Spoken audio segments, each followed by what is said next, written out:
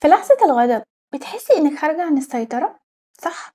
بتزعقي وبعدها على طول يجي إحساس الندم. طب يا ترى إيه اللي بيخلي اللحظة دي هي اللي تتحكم فينا بالشكل ده؟ الموضوع كله بيبدأ من منطقة صغيرة جدا في دماغنا اسمها الأميجدلا، تبقى زي جرس الإنذار كده. أول ما تحس بخطر أو ضغط زيادة تبدأ إنها تدق وتقولك إيه، احمي نفسك بسرعة. في اللحظة دي الدماغ بيدي أوامر للجسم، خلي ضربات القلب أسرع، التنفس أسرع، وبسرعة بسرعة علي هرمونات التوتر زي الأدرينالين والكورتيزول. الهدف من ده إنه يخليكي جاهزة للهجوم أو الدفاع. لكن في اللحظة دي الجزء المسؤول عن المنطق واتخاذ القرار اللي اسمه القشرة الأمامية بيبدأ إنه يعطل شوية، وده السبب اللي بتلاقي بسببه إنك مش قادرة تفكري بشكل عقلاني وبتتصرفي بطريقة بتندمي عليها بعدين. لما ده يحصل وانتي مع أولادك، هنا دماغك مش بتديكي مساحة إنك تسألي نفسك هل رد الفعل ده هيساعدني بعدين؟ هل في طريقة تانية مختلفة أتعامل بيها في الموقف ده مع أولادي؟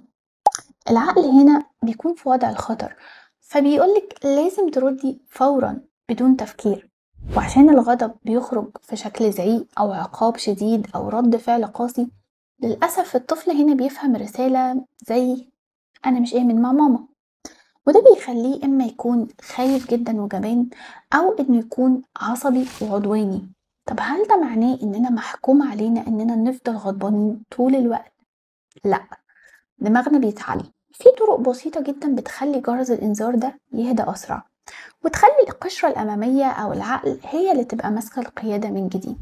أول خطوة إنك تبقي دايما واعية باللي بيحصل، تعرفي إن غضبك ده مش ضعف منك لكن استجابة طبيعية جدا من المخ. والخطوة التانية إنك تتعلمي أدوات تساعدك ترجعي السيطرة لنفسك وتبقي انتي اللي ماسكة ريموت كنترول. دلوقتي انتي عرفتي ايه اللي بيحصل في دماغك وقت الغضب، ودي أول وأهم خطوة علشان تبدأي تتحكمي في نفسك وتكوني أم أهدى. في الفيديوهات اللي جاية هشارك معاكي خطوات عملية تساعدك أكتر إزاي تسيطري على غضبك من غير ما يأثر على علاقتك بأولادك.